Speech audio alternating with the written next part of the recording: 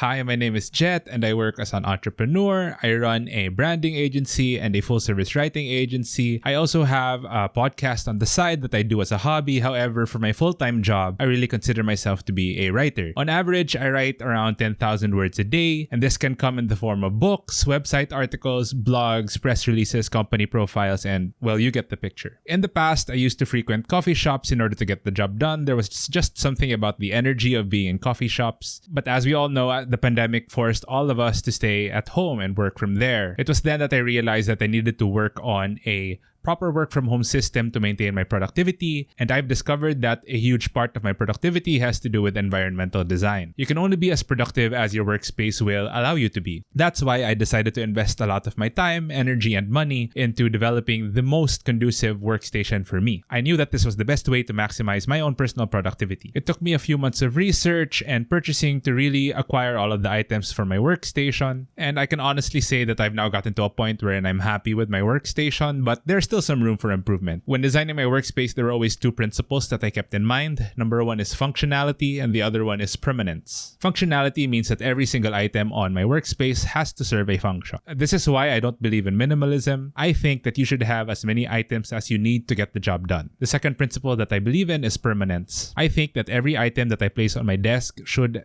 be somewhat permanent. And that means I don't have to move things around or to set them up in order to get work done. Part of being productive means you're removing as many barriers to entry as you can. What I want to achieve is that when I sit down at my desk, I can just get to work right away without having to move or adjust anything.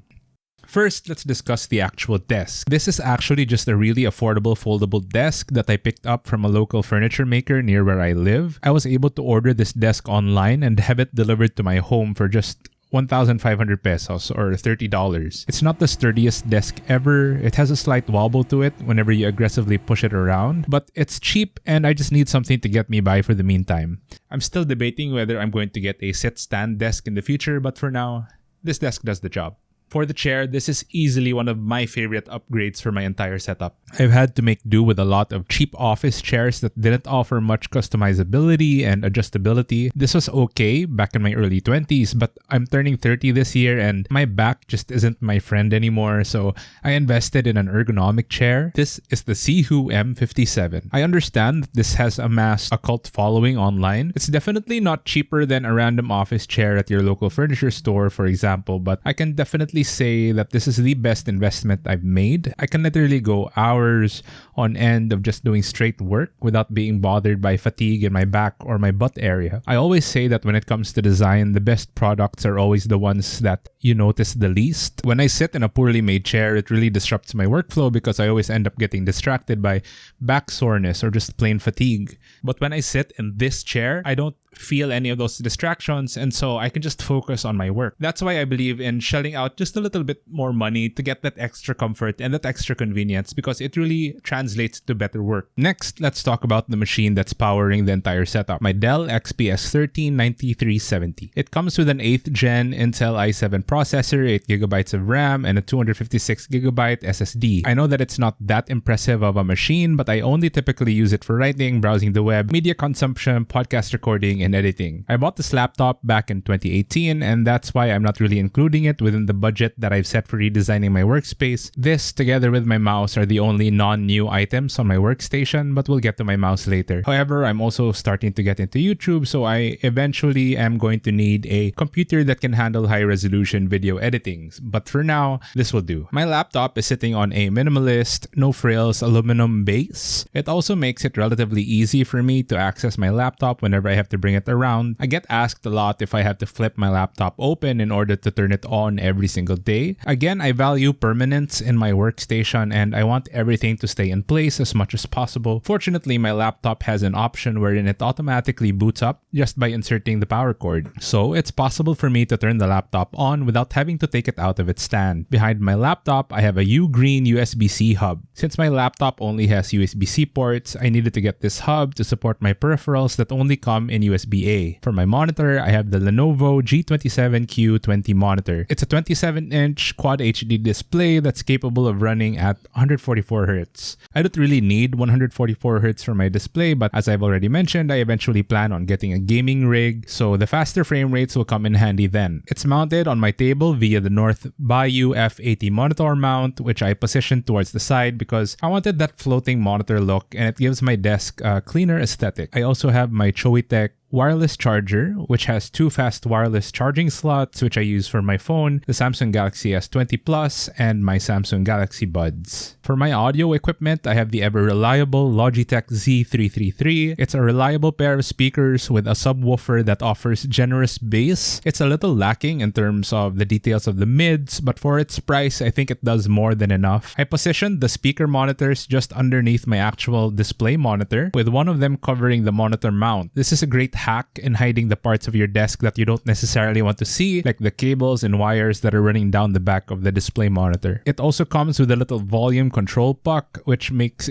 volume adjustment so much easier and more convenient. It also has a 3.5mm headphone jack, which I can use for my Sennheiser HD400s. This is my go-to pair of headphones that I use to edit my podcast. I also tend to wake up really early in the morning to work, and so I'll use it to listen to music while I work without waking up my girlfriend whenever she's around. When I'm not using my headphones, I store them down in this little headphone hook underneath my desk so as to decrease the clutter on my desktop. Sometimes, if my headphones get too warm for my ears or are too heavy, I'll make use of my Samsung Galaxy Buds, which I just connect to my phone for music or for phone calls. For my audio input, I have the Audio-Technica ATR2100X. It's my go-to podcast microphone. I love that it's a dynamic microphone, so it does a good job of blocking out environmental noise while focusing fully on the details of my voice alone. It's also the microphone that I'm using now for this voiceover, so if you wanted to get a good idea of what the quality sounds like, you're getting a good listen right now. I also like to use this microphone as a flex for Zoom meetings, which I'm sure we're all sick of already at this point. Speaking of Zoom, for my webcam, I use the Rappu C260. It's a 1080p wide-angle lens camera. In hindsight,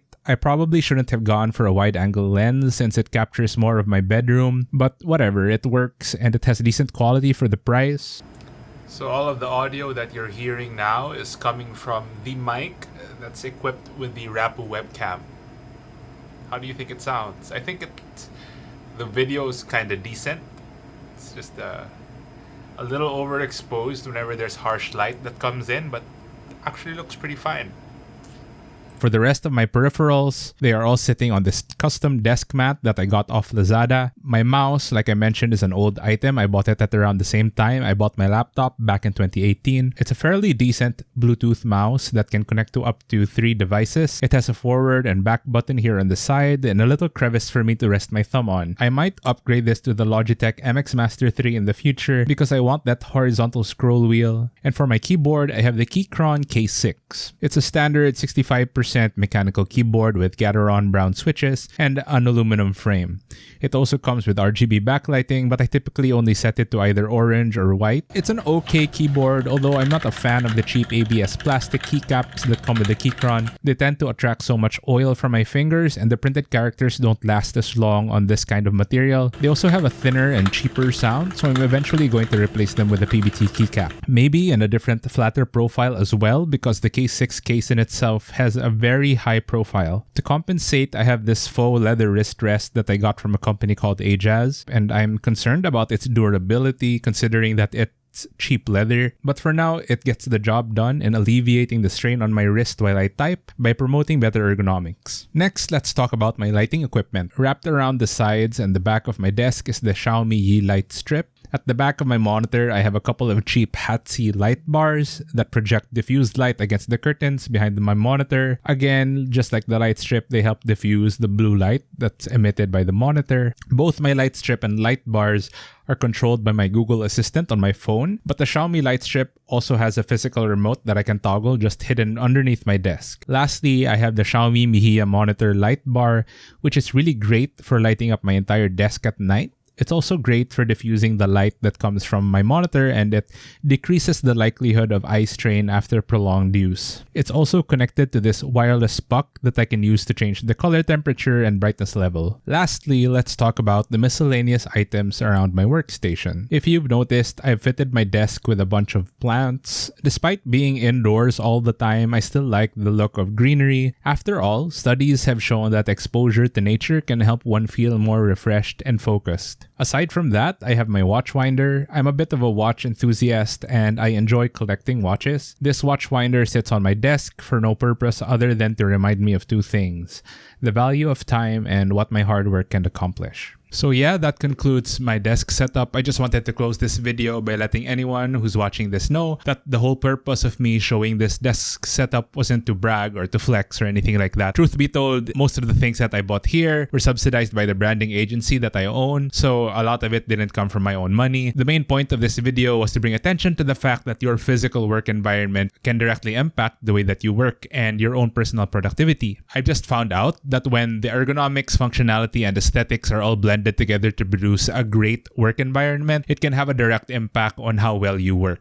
I wouldn't be as inspired or motivated to do as much work as I do if I had to work at a desk setup that didn't inspire me or that made me feel uncomfortable or unhappy with the way that I was working. Remember that you don't have to spend this much or this little just to have this kind of work setup. It's really about getting the key pieces that are vital to your process as a professional and the way that you work. Again, I'm pretty happy with what I have now, but there's always going to be room for improvement. As I've told you, I'm looking to get a new mouse in the future. I might get a better desk, and of course I'm also working on setting up my gaming / video editing rig. If you're interested in any of the items on my workstation, I'm gonna link them all down below. You can access them there. How else do you think I can improve my setup? Please let me know. If you want to share your best tips and tricks on how to improve your workstation, I would love to hear from you. Thank you for watching, and I hope to see you around again soon. Remember, don't forget to click like and subscribe. This is my first video, so please give me some love. I hope to see you around with future videos too.